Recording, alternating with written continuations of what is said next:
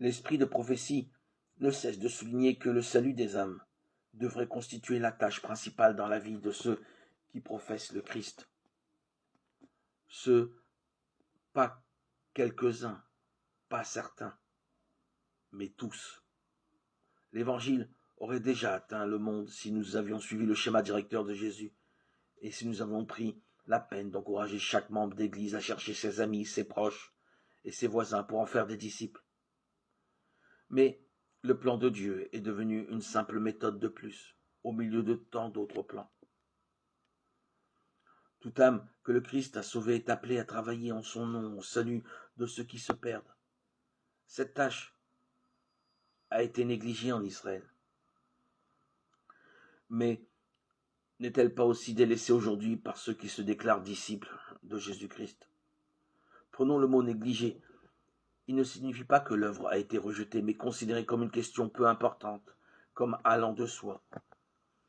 Nous partons du principe que tout va bien, tandis qu'en même temps, nous nous inquiétons de découvrir la toute nouvelle méthode révolutionnaire qui permettra d'accomplir la mission. Peut-être une méthode qui demande peu de temps, peu d'argent ou peu d'efforts, et qui peut multiplier le nombre de membres à une vitesse vertigineuse. Et l'augmentation de l'effectif n'est pas le plus important. Il faut que les conducteurs de l'Église de Dieu comprennent que la mission du Sauveur est confiée à tous ceux qui croient en son nom. Est-ce que nous saisissons ce que Dieu est en train de dire? Avant de choisir quelqu'un pour une position de leadership dans une Église, à quel niveau que ce soit, nous devons nous demander si cette personne comprend que la mission du Sauveur est confiée à tous ceux qui croient en son nom. Ce qui importe vraiment, ce ne sont pas ses compétences administratives, son CV ou sa liste de succès, mais si oui ou non, elle comprend et soutient le plan de Dieu pour son Église.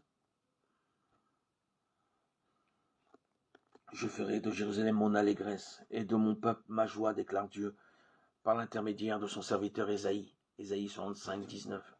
Ces paroles deviendront vraies lorsque ceux qui sont à même de se tenir dans des positions de responsabilité laisseront briller la lumière.